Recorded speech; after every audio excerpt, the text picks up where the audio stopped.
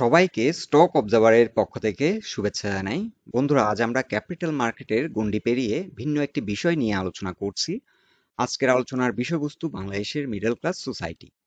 গত এক যুগে আমাদের দেশের অনেক উন্নয়ন হয়েছে। বাংলাদেশের জিডিপি বৃদ্ধি পেয়েছে, বাংলাদেশের শিক্ষার হার বৃদ্ধি পেয়েছে, বাংলাদেশে বর্তমানে বড় বড় মেগা প্রকল্পগুলোর বাস্তবায়ন হচ্ছে। পদ্মা সেতু, মেট্রো রেল, ফ্লাইওভার, বড় বড় শপিং মল, এছাড়াও সাধারণ মানুষের জনজীবনে তাদের আর্থ এবং সামাজিক মানেরও অনেক উন্নয়ন হয়েছে।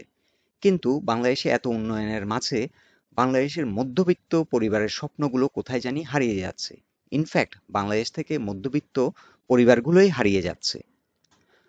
বাংলাদেশের মধ্যবিত্ত সোসাইটি এখন টাইটানিকের ডুবন্ত জাহাজে অবস্থান করছে। এখন আমরা জেনে নেব কারা এই মধ্যবিত্ত পরিবার। এটা নিয়েও কিন্তু অনেক অ্যাম্বিগুইটি আছে, কারণ আজকাল কিন্তু অনেক লোয়ার ক্লাস লোকজনও ভালো লাইফস্টাইল মেনটেন করছে। তাদের হাতেও কিন্তু স্মার্টফোন আছে, তাদের বাসায় টিভি, ফ্রিজ, রানিং ওয়াটার এই ধরনের মডার্ন ফ্যাসিলিটি আছে। আর গত এক যুগে অর্থনৈতিক উন্নয়নের সাথে পাল্লা রেখে কিন্তু ইনফ্লেশন মারাত্মকভাবে বৃদ্ধি পেয়েছে। কিন্তু আমাদের যে টেক্সট বুক ডেফিনেশন মধ্যবিত্তের, সেটি কিন্তু এখনো চেঞ্জ হয়নি। যার কারণে এখানে আমাদের অনেক কনফিউশন কারা মধ্যবিত্ত। পরিসংখ্যানের হিসাব অনুযায়ী বাংলাদেশে মধ্যবিত্তের সংখ্যা প্রায় 20 ভাগের মতো, কিন্তু ইন অ্যাকচুয়াল 5 ভাগের মতো বাংলাদেশে বর্তমানে মধ্যবিত্ত খুঁজে পাওয়া যাবে কিনা এটা নিয়ে কিন্তু অনেক সন্দেহ আছে। বর্তমানে যাদের ইনকাম ডেইলি 600 থেকে 1200 টাকা তাদেরকে মধ্যবিত্ত হিসাবে কাউন্ট করা হয়, কিংবা মাসে যাদের ইনকাম 40,000 থেকে 80,000 টাকা তাদেরকেই মধ্যবিত্ত ফ্যামিলি হিসাবে ট্রিট করা হয়। কিন্তু এখানেও একটা বড় কনফিউশন, সেটি হচ্ছে বাংলাদেশে বেশিরভাগ ক্ষেত্রে দেখা যায় যে একজন আর্ন করছে, তার উপর কিন্তু 3 থেকে 4 জন ডিপেন্ডেন্ট থাকে তার ফ্যামিলির। তো সেক্ষেত্রে একটা ব্যক্তির যদি ইনকাম 80,000 টাকা হয় এবং তার উপর যদি আরো 3 জন ডিপেন্ডেন্ট থাকে এবং তার টাকাটাকে যদি 4 জনের মধ্যে ডিস্ট্রিবিউট করা হয়, তাহলে কিন্তু পার হেড ইনকাম 20,000। সেক্ষেত্রে ওই ফ্যামিলিটাকে আমরা আর মধ্যবিত্ত হিসেবে কাউন্ট করতে পারছি না। তাদেরকে হয় লোয়ার মিডল ক্লাস কিংবা পুয়ার ক্লাস হিসেবেই কিন্তু কাউন্ট করতে হবে। এখন আমরা মধ্যবিত্ত ফ্যামিলি যারা আছি তারা কিন্তু আর্ন করছি, কিন্তু আমাদের ছোট ছোট কিছু গোল থাকে লাইফে, আর কিছু অপ্রত্যাশিত খরচ আমাদের জীবনে হঠাৎ চলে আসে এবং সেটাকে ব্যালেন্স করতে আমরা পারি না। ফাইনালি আমরা কিন্তু সারা বছরই ফিনান্সিয়াল একটা ডিস্টারবেন্সের মধ্যে থাকি। এটার প্রধান কারণ হচ্ছে বাংলাদেশে গত এক যুগে মধ্যবিত্ত ফ্যামিলির আর্নিং কিন্তু বাড়েনি, বরঞ্চ ইনফ্লেশনের যে ভয়াবহ চিত্র এখন বর্তমানে 9.33% ইনফ্লেশন বর্তমান অর্থনীতিতে, এটি কিন্তু অন এন অ্যাভারেজ গ্রাম এবং শহর মিলে, কিন্তু শহরগুলোর অবস্থা ভয়াবহ। সো শহরে যারা আছেন, এর মধ্যে 3-4 বছরের মধ্যে আমরা অনেক এসেনশিয়াল কমোডিটিস প্রাইস যেটি দেখছি প্রায় দ্বিগুণেরও বেশি হয়ে যাচ্ছে।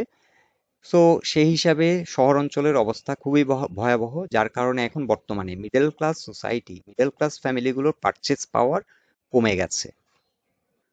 সো ইন শর্ট, আমরা এখানে যে ইনফ্লেশন ফিগার দেখছি তার চেয়েও কিন্তু দ্রব্যমূল্যের দাম অনেক বেশি আমাদের রিয়েল লাইফ সিচুয়েশনে। আর মিডল ক্লাস পরিবারগুলো সবচেয়ে বড় যে খরচটি হয় এডুকেশনের পারপাস, তারা কিন্তু তাদের ফ্যামিলির ছেলে মেয়েদেরকে সবসময় চেষ্টা করেন বেস্ট এডুকেশন দিতে। So middle class family usually এডুকেশনের পিছনে কিন্তু অনেক বেশি খরচ করে। এখানে একটি চার্ট আমি নিয়েছি, এটি ডেইলি স্টার পত্রিকা থেকে। এখানে 2010 সাল থেকে ইলেকট্রিসিটির যে কনসাম্পশন সেটি বৃদ্ধি পেয়েছে আমরা দেখতে পাচ্ছি। আরো একটি বিষয় এখানে আমরা দেখতে পাচ্ছি যে ফুড এক্সপেন্ডিচার 2010 সালে অন এন এভারেজ একটি পরিবারে যদি 6,000 টাকা হয়ে থাকে, সেক্ষেত্রে আমরা 2022 সালে এসে দেখতে পাচ্ছি 14,000 টাকা। এবং নন ফুড এক্সপেন্ডিচার যেখানে 4,972 টাকা 2010 সালে ছিল, সেক্ষেত্রে আমরা এখানে 2022 সালে দেখতে পাচ্ছি 16,600। সো ফুড এবং নন ফুড দুটো কিন্তু সমান তালে কিন্তু বৃদ্ধি পাচ্ছে। পাশাপাশি আরো একটি জিনিস এখানে দেখতে পাচ্ছি বৃদ্ধি পেয়েছে, সেটি হচ্ছে লিটারেসি রেট, যেটি 2010 সালে যেখানে ছিল 57% মতো, সেক্ষেত্রে আমরা দেখতে পাচ্ছি 2022 সালে 74%। সো আমরা দেখতে পাচ্ছি যে শিক্ষার হার কিন্তু অনেক বৃদ্ধি পেয়েছে। সো এই গ্রাফ থেকে আমরা যেটা দেখতে পাচ্ছি, বাংলাদেশের লোকজন কিন্তু প্রচুর পরিমাণে স্কুল, কলেজ এবং ইউনিভার্সিটি থেকে ডিগ্রি নিয়েছে।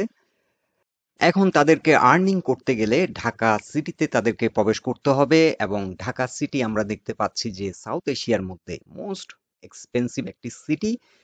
ঢাকা সিটির বাইরে অন্যান্য সিটিগুলোতে কিন্তু জব অপরচুনিটি বেশি নেই, এবং স্যালারি স্ট্রাকচারও কিন্তু অনেক পোর।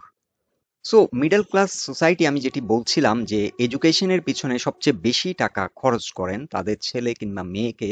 দেখা যাচ্ছে ইউনিভার্সিটি পর্যন্ত পড়াতে লাখ লাখ টাকা তারা খরচ করছেন, কিন্তু স্যালারি মার্কেটে যখন এন্টার করছে, আর জব মার্কেটের চিত্র কিন্তু ভয়াবহ। একজন ফ্রেশার হিসেবে যদি কোনো একটা প্রাইভেট কোম্পানিতে জয়েন করে, তাহলে তার স্যালারি অন এন অ্যাভারেজ 20,000 টাকা থেকে 25,000 টাকা হতে পারে এন্ট্রি লেভেলে। সো এন্ট্রি লেভেলে প্রবেশ করলেও তার ইনকাম যদি ধরে নিলাম 25,000 টাকা হয়, সেও কিন্তু মিডল ক্লাস ফ্যামিলিতে বিলং করছে না। তার স্যালারি হয়তো ইনক্রিজ হবে, একসময় তার ফ্যামিলি হবে, তার স্যালারি 40, 50,000, 60,000 টাকা হবে, কিন্তু তার ফ্যামিলিও বাড়বে। এবং সেক্ষেত্রে আমরাও এই আগের যে ক্যালকুলেশনটা করেছিলাম, 3-4 জন যদি ডিপেন্ডেন্ট থাকে, তার অন এন অ্যাভারেজ আর্নিং কিন্তু 20,000 টাকাই থাকবে, এবং সে কোনোভাবেই মিডল ক্লাসে আর থাকছে না। আর এখানে আমি একটি চার্ট আপনাদেরকে দেখাচ্ছি, এটি এসেনশিয়াল যে কমোডিটিস, সেই কমোডিটিস বর্তমান যে ঊর্ধ্বগতি প্রাইসের, সেটার একটা চিত্র আপনারা দেখে নিতে পারেন।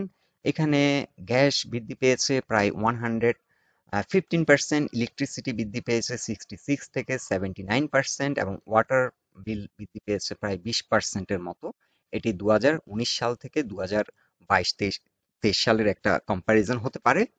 সো বেসিক্যালি আমি যেটি বলতে চাইছিলাম যে এক্সপেন্ডিচার ক্রমবর্ধমান, এটি ইয়ার বাই ইয়ার বাড়ছে, কিন্তু সেই অনুপাতে মধ্যবিত্ত ফ্যামিলির আর্নিং বাড়ছে না।